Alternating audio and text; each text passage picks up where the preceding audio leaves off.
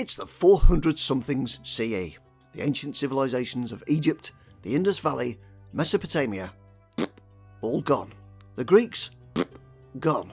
And now, after being around since seemingly forever, the Roman Empire, at least the western bit, gone. But you should stick around, because things were in motion that would start to form the beginning of all the bars, beers and breweries that we know of today. Yep, a lot's gone on in the world. The Bronze and Iron Ages brought us Zoroaster, Buddha, Confucius, Sun Tzu, Judaism, some guy called Jesus, who I'll never talk about on this channel, including some following that he had called Christianity. Yeah, you won't have heard of it. Civilizations have been and gone, and the biggest one so far, the one that started off as polytheistic, has gone monotheistic, now in ruins. And all this civilization collapsing makes a person thirsty, so let's go and grab a drink. The Romans' fall came from invaders from the north, which, apart from being a really cool name for a band, brought with it some serious cultural changes now that regions had got to rethink civilization.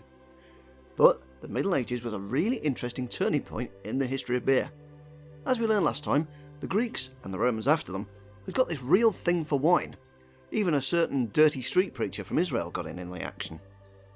Across Europe, people were now trying to figure out how things worked now the Empire had gone, and the Empire's favourite drink, wine, was no longer the dominant force that it had once been.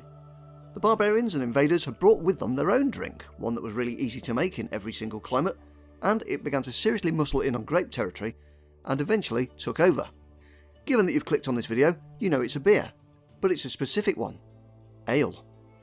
This was not a beer that we know of as ale today, but it was certainly made from grain, water and yeast, like it had been since, well, prehistory. Only now there were no lumps, and it was an actual drink.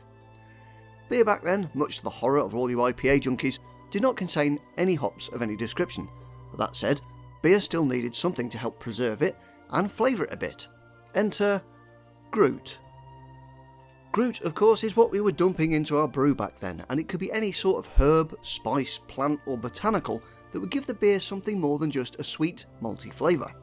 You could have mint, heather, nutmeg or even juniper berries.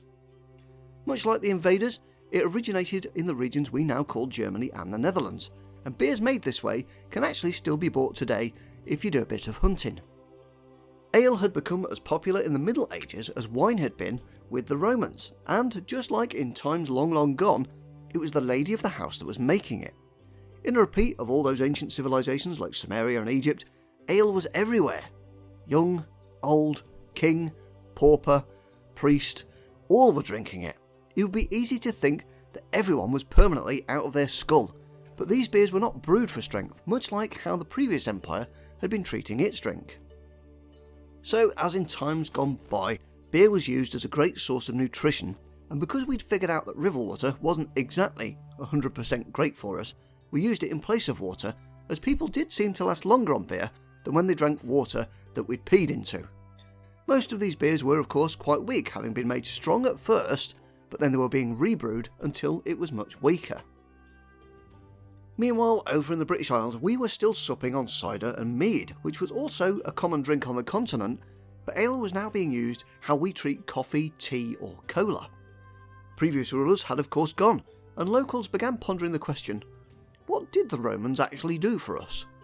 And then we decided to ditch a lot of the ideas that the Romans had brought with them. There wasn't anyone telling us what to do anymore, but the Romans had given us something called roads, and on these roads sprung up something else that they'd brought with them. Taberna, a place to stop, get a drink, get refreshed for a long journey ahead. Put a pin in that, because that will become important in later episodes. The Romans had been and gone, but it would not be long before new visitors from across the sea would land on our shores, the Angles and the Saxons. Their impact would be much greater than the Romans could have ever hoped to achieve. Indeed, the name England comes from Land of the Angles, or Angle Land. The Angles, Saxons, and a lot of other folk that migrated onto our little rainy isles brought with them two things. First off, they got us started on our Game of Thrones phase, and secondly, they did what the Romans had done and brought their favourite drink with them. Ale.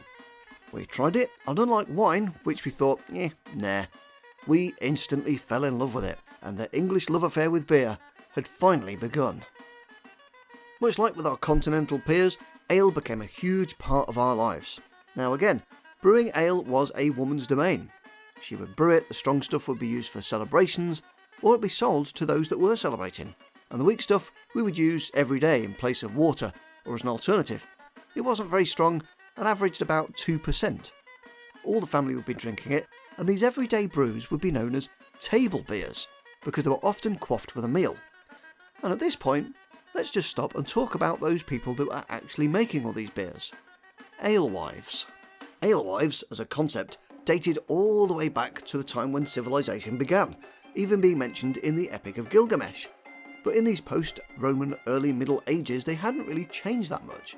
There were ladies who had brewed beer and got really good at making a tasty brew, so they'd stick their own type of group or flavour into the beer and make it unique.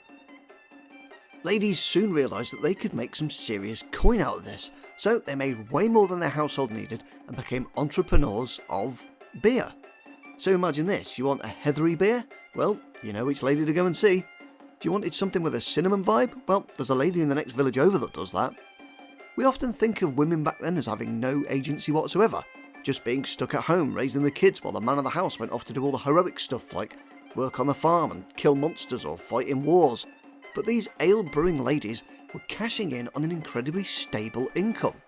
Everybody wanted an ale, and if you could make a cracking brew, then you could rake in the cash. So when hubby finally got home from whatever he was doing, he could be eating a meal full of meat that had been paid for by beer money that the wife had made with her side hustle. Of course, this is not the entire picture. Married ladies would often work with their husband to brew and sell beer as equal business partners, sharing burdens when it came to brewing. Now, since hubby had got the better social clout, he could go and advertise their brews, essentially being the marketing guy, while the wife would be at home taking care of all the physical brewing itself, and the couple, using this strategy, could actually make more money. So back then, it was not uncommon for a husband and wife team to be running a business based on beer. Put a pin in that one too. Beer was good business, and women would always be able to rely on it for some income. Now, some ladies would use it to raise funds for their wedding. Widows could take it up when their husband died to keep their household going. And some women, well, they never took a husband in the first place for whatever reason. And they would be making beer full-time to earn their coin, becoming self-sufficient, independent, beer-brewing women who didn't need no man. The Anglo-Saxons and the others that sailed across the sea to find new lives brought their pagan religions with them, honouring such gods as Odin and all your other favourite Norse gods. Although the Roman Empire had fallen to bits, its former state religion had not. Christianity was still going strong, and in 565 CE, an Irish monk set up shop on the Isle of Iona to form a monastery which became very successful. In about 634 CE, about 20 years after a certain religion called Islam was still being formed in a far-off land, monks from Iona set up shop on the island of Lindisfarne, and this would begin the introduction and eventual conversion of England to Christianity. The question you're probably asking right now is, what have monasteries got to do with beer? Well, monasteries by their very nature were small isolated communities with a big emphasis on everyone playing a part and self-sufficiency. So Brother Dave, well, he was in charge of washing all the robes, Brother Jeff, he'd grow all the turnips, and of course you can guarantee that there'd be a monk in charge of brewing beer for all the monks. And since you are brewing for your brothers, and indeed for the glory of God, you might as well make that beer the best beer you possibly could. How's about that for some Cask theology? Monasteries would become great centres of learning and trade, often being a place where they could sell either their beer or the Groot that they were using to make it to either pilgrims or locals. They were also famous in the UK for being the target of Scandinavian raiding parties, better known as Vikings. But elsewhere in the world, monks and nuns were learning, brewing, preaching, trading, and generally still doing their thing. And in 822 CE, an abbot who just happened to be Charlemagne's cousin started writing about this new thing that you could stick into beer that would not only help it to last longer, but would give it an interesting bitter taste. It was these small green things called hops. Over the next few centuries, booze would not change all that much, made with either wheat or barley, and the little green hop would be tinkered with as an alternative to herbs and spices. In the 800s, over in the far-off Abbasid Caliphate near modern-day Baghdad, Islam was having a bit of a golden age, and one clever chap, known as Al-Kindi, would figure out distillation, creating what we would now call rubbing alcohol, isolating the very thing that separates booze from other drinks. Beer, of course, was still being brewed domestically and in monasteries, and in 1040 and 1050, 2 breweries were founded in monasteries, and both of them are still open today, and both now claim to be the world's oldest and longest running breweries. New boozy developments wouldn't show up for a couple of 100 years, and it's at this point, finally, that we have to put our foot on the brakes and stop skipping over whole swathes of time, because towards the end of the Middle Ages, people that had been grabbing a drink and asking questions were now starting to come up with answers.